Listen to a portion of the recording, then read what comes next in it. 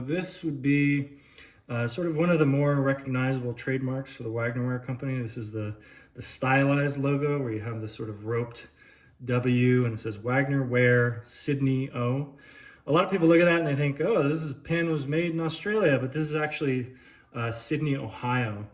Was where the foundry was. And so all the Wagner pieces that you'll see will say Sydney O. Later pieces you might see like made in USA. That would be a pretty distinctive sign that you're dealing with a younger pan, a pan that was made in the 60s. This pan, this 3D here, the 3 is going to be the size of the pan, sort of works out to how big it is. 3s are quite small. The smallest size pan Wagner ever made would be a 2. They also have like what they call toy skillets or sample size skillets, which are going to be even smaller, maybe the size of an ashtray. But 3s are quite common. This is sort of a popular small size. It's good for kind of cooking a single egg or just a small sort of easy to handle pan.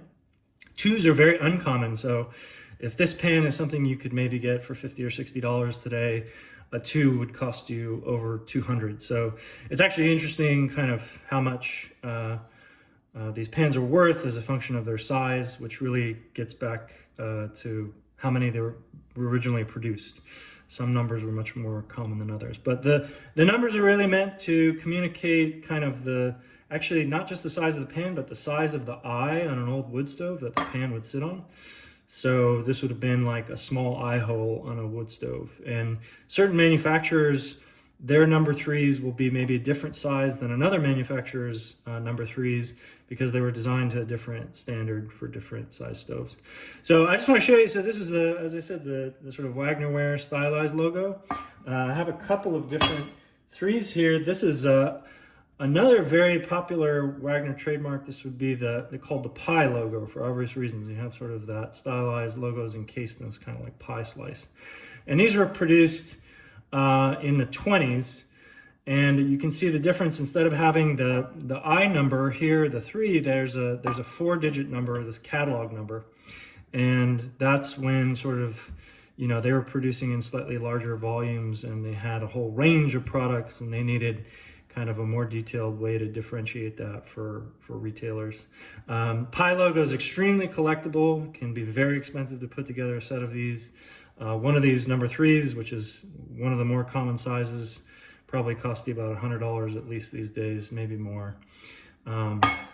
But something that's interesting, so Wagner actually produced skillets for a number of different sort of retailers. Like in the old days, a lot of, they didn't have internet shopping, and so a lot of these types of products would be bought at like a homeware store. And so you would see versions of these skillets that didn't have the Wagner Ware logo anywhere on them. And so this is a long life skillet. It was probably made for a type of like a Sears and Roebuck type of store where you'd go in and they wanted their own version of this. But if you look at the sort of form of the pan, with the exception of kind of the handle slightly different, this is very sort of distinctively a Wagner pan. And again, 1753 is similar to this 1053, which is sort of the catalog number that's telling you, this is a Wagner pan and a different version of it. I do have a couple more 3s, and another one of these ones that was produced for sort of in-store version of this, an unbranded version of this would be a Wardway pan. So that's just that Wardway was another store and they actually paid Wagner to put their branding on it.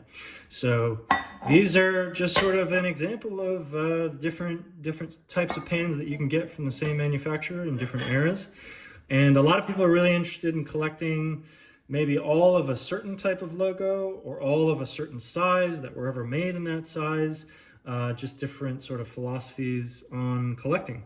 It can be sort of a fun thing to try to find them all. It's like, chasing after the different Pokemon or something like that.